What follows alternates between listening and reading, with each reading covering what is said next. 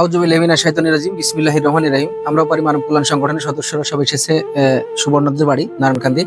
ইতিমধ্যে আপনারা এর আগে দেখেছেন যে এই পরিবারের জন্য এবং ওই মেয়েটার যে নাকের উপর টিউমার হয়েছিল, আমরা এটা দেখে আসলে আমাদের মন খুবই খারাপ হয়েছিল।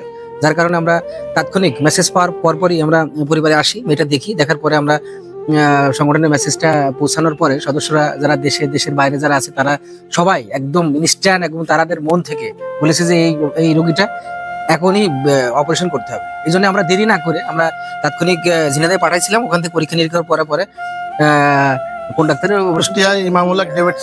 খুব সুস্থ অপারেশন হয়েছে, খুব ভালো হয়েছে, অপারেশন সাকসেসফুল হয়েছে।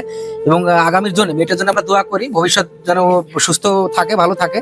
আর আমাদের সংগঠন এই পরিবারের দৃষ্টিতে যেন সারা জীবন থাকতে পারে, আমরা আপনাদের কাছে দোয়া চাই। এবং আপনারা যারা সহৃদয়বান ব্যক্তি যারা আছেন, যারা ধনবান ব্যক্তি যারা আছেন, যারা একটু টাকা পয়সা ইনকাম করেন এবং মানুষের জন্য কিছু করতে চান, হয়তো মিডিয়া পাচ্ছেন না বা কোনো মাধ্যম পাচ্ছেন না পৌঁছানোর জন্য, আপনার 2 টাকা যদি এই পরিবারের জন্য দেন, আসলে বিশ্বাসের জায়গা থেকে বলছি, আমরাও পারি মানব কল্যাণ সংগঠনের একটু বিশ্বাসের জায়গা। এই আপনার আমানত ঠিক সঠিকভাবে এই পরিবারের কাছে পৌঁছে দেওয়ার দায়িত্ব আমরাও পারি মানব কল্যাণ সংগঠনের। এবং সংগঠনের সদস্যরা খুব কঠিনভাবে, খুব মন থেকে মনের দোয়া করে এবং এই আর্থিক সহযোগিতা যতটুকু আপনারা করেন সেটা পরিবারে পৌঁছে দেওয়ার জন্য দায়িত্ব নিয়ে থাকে। আসুন, এরকম পরিবারের জন্য আমরা সবাই ভূমিকা রাখি, সবাই আমাদের ইনকামের সোর্স থেকে একটু একটু করে হলেও এরকম পরিবারের জন্য ভূমিকা রাখি।